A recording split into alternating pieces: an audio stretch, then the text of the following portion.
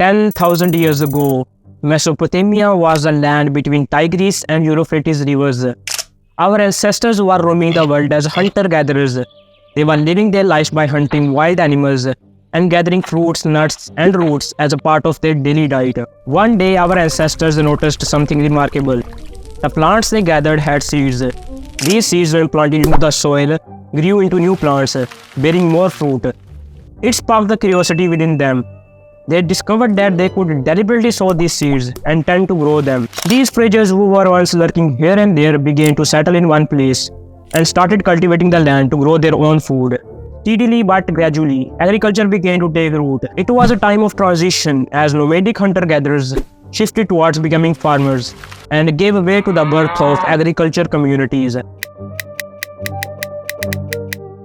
Our ancestors had already discovered carbohydrates long before the agricultural revolution, but they were eating them unconsciously from time to time in the form of fruits, nuts, and roots. Then came the agricultural revolution and people started eating carbohydrates as a part of their daily diet. Among the first cultivated crops was wheat and barley, rich sources of carbohydrates. But how do we know they were eating carbohydrates long before the agricultural revolution? Interestingly, traces of this evidence have been found by scientists in the teeth of Neanderthals, the extinct cousins of Homo sapiens.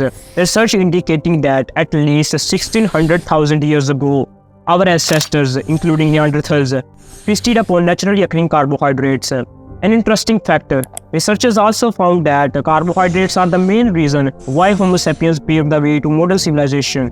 As the metabolic demand of our growing bodies was increasing, we needed more than just meat to fuel our journey through the ages. They embraced a mixed diet, rich in fat, protein, and carbohydrates. Basically, carbohydrates are considered as a high-octane fuel because they can easily digest and absorb into our body, fulfilling the instant need for the energy. On the other hand, fat and protein takes longer time to digest and hence considered as low-octane fuel. But what happened suddenly that the food that gave rise to the modern civilization became a life-threatening factor to our health. Many diseases like insulin resistance, obesity, diabetes, high blood pressure, and consequences goes on and on. May I ask how much sugar do you eat daily?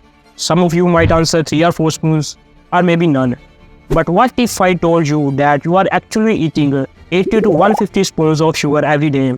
That is a lot of sugar, right? Where do these extra spoons of sugar actually go? Today we hear about many diets, the keto diet, the flexitarian diet, the vegetarian diet. Some promotes a high-carb, low-fat approach, while other promotes a low-carb and high-fat approach. What is the truth actually? What is the dark reality that nobody told us? Let's understand this in today's video. You want to grow bigger and stronger, don't you? Okay. A sandwich daily and 2 slices of Wonder Bread every meal give you 8 elements you need. Of mass-produced bread, the old craftsmanship seems to have disappeared. Carbohydrates are the perennial villain in this case. Reducing fat became the cornerstone of health advice for the next 40 years. Fat doesn't just build up around your waist. We're all having far too many carbs in our soft drinks, in our fruit juices. Processed food is full of carbohydrate. Controversially, some doctors are now proposing we flip the message. Instead of reducing fat, we need to reduce carbs. Let's begin with the basics. What are carbohydrates actually? Carbohydrates encompass various forms of glucose molecules, consist of carbon, hydrogen, and oxygen molecules. Carbohydrates are produced primarily through photosynthesis in plant, where carbon dioxide and water converted into glucose using sunlight as energy. Foods like whole grains, legumes, and fruits are rich sources of carbohydrates. When we eat carbohydrates such as rice, they undergo digestion and absorbed into our body as sugar molecules. These sugar molecules enter into our bloodstream and serve here as a high-energy fuel for immediate use. Pancreas is the organ that plays a crucial role here. It acts like a key to unlock our body cells to allow these extra spoons of sugar to enter into our body cells. Carbohydrates are various types and understanding each of them is very crucial for us. They are classified into simple carbohydrates and complex carbohydrates. Simple carbohydrates are further classified into monosaccharides and disaccharides. Monosaccharide is a Greek word where mono means single and saccharide means sugar. In Greek it means saccharon is a single unit of sugar molecule. That means it cannot further break down. They are found in food in the form of glucose, fructose and galactose. Foods like table sugar and fruits. Disaccharide in Greek means 2. When 2 units of monosaccharides are linked together, they become disaccharides. They are found in food in the form of sucrose, maltose, and lactose. Foods like malted barley and milk. Complex carbohydrates are further classified into oligosaccharides and polysaccharides. In Greek, oligo means few or several. When 3 to 10 units of monosaccharides are linked together, they become oligosaccharides. All grains and legumes are rich sources of oligosaccharides. On the other hand, in Greek, polis means many or multiple. When more than 10 units of monosaccharides are linked together, they become polysaccharides. Polysaccharides contain some form of carbohydrates that our body cannot naturally break down. These are fiber and resistant starches. Fiber containing more than 10 units of monosaccharides are linked through the beta bond, which our body cannot break down. On the other hand, resistant starches are bonded through the alpha linkage, which act as a glue, so they remain bonded and resist leaving each other. Now back to our question of how carbohydrates that are essential to our body became a life-threatening factor. To understand this, we have to go again back in time. It all started with the rise of agriculture. Our fraser ancestors, who sometimes hunt animals and sometimes gather naturally found carbohydrates, started heavily relying on cultivated crops. They thought, why put so much effort if we can grow our food here? They were still hunting from time to time, but carbohydrates were becoming the major part of their diet. With each passing season, their reliance on carbohydrates were grew. Foods like whole grains and barley became staple in their diet, providing the stable energy year-round. Ancient people ground these grains into flour, mixing it with water to make a simple paste. This paste, when cooked on the stone or in the ashes of a fire, yielded the earliest form of a bread, flat and dense, yet nourishing and sustaining. As generations passed, these landscapes transformed into villages. Villages grew into towns and towns into cities. Agricultural revolution had set humanity on a new path. At this time, their diet transformed from this to this. One day around 4000 BCE or 6000 years ago, an Egyptian baker was busy making his usual dough. He set the dough aside for a bit while he did other chores. As he worked, something unexpected happened. For some reason, the wild yeast from the air got into the dough. When he came back and put the dough in his traditional hot oven, it started to grow bigger and bigger. He was amazed at this strange sight. When he tasted the bread, it was lighter and tastier than the flat bread he was used to. It was a discovery of yeast fermentation. From then on, people learned to make the bread using this special process. Today, all around the world, bread is the most common food we eat. Then came the Industrial Revolution. It was a time of innovation, progress, and as we will soon discover, the unintended consequences.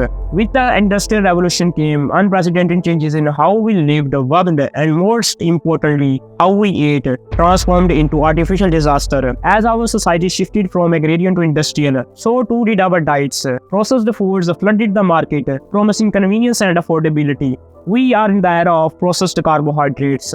You want to grow bigger and stronger, don't you? Golly, sure. Okay. A sandwich daily and 2 slices of Wonder Bread every meal give you 8 elements you need. Right now, here is a mighty spine-tingling adventure that doesn't have to wait. Kids, it's a delicious sandwich. Yes, and you can enjoy one anytime, right now, matter of fact. Let's pay a visit now to a bakery at East Finchley, one of the industry's pioneers of deep freeze. This is the room where bread rolls are born. Bread, once a staple of humble farmer's table, transformed, no longer made with the wholesome grains and lovingly kneaded by hands. Bread became the product of mass production, laden with additives, preservatives, and refined sugars. Have you ever looked at the back of the packet? What are its ingredients? The bread you consider healthy, is it actually healthy? The first ingredient you will notice is the refined wheat. Let me clarify what refined means. It is the image of a wheat kernel. Here you can see there are 3 layers of wheat kernel. The outer layer is called the bran. The bran is rich in fiber, nutrients and minerals. The middle layer is called the endosperm. It is primarily composed of starch. It contains no vitamins, no fibers and minerals. The last layer is the germ layer. The germ is the innermost part of the wheat kernel, nestled within the endosperm. It is rich in essential nutrients including vitamins, minerals, antioxidants and fats.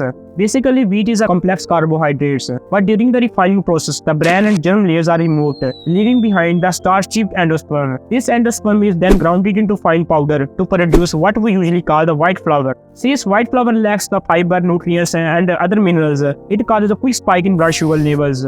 White flour is a simple carbohydrate. This refining process is not just unique to wheat.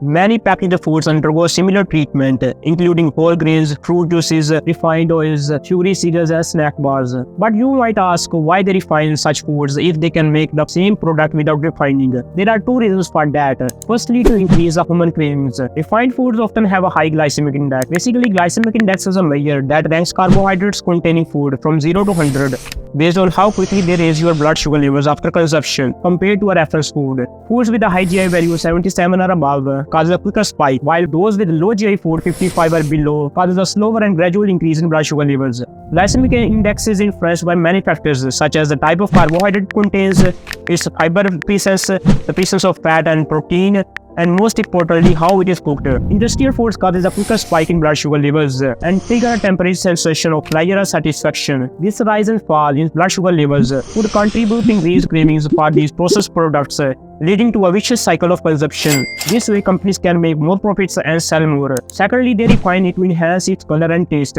Then came the modern civilization, bringing it with significant changes in how we lived our daily life. In the past, people walked everywhere, using their 2 feet to get from place to place. But as time went on, bicycles, cars, and public transportation became more common, making it easier for us to travel longer distances without much physical effort. With these advancements, our lifestyle have become more sedentary, with many of us spending long hours in one place, whether at work, school, or home. This shift in activity levels has increased the risk of metabolic syndrome, a cluster of conditions including high blood pressure, high sugar levels, excess body fat around the waist, and abnormal cholesterol levels. To conclude all of this in a nutshell, let's compare the lives of our treasure hunters with the dark reality of our world. What has changed for the past 10,000 years?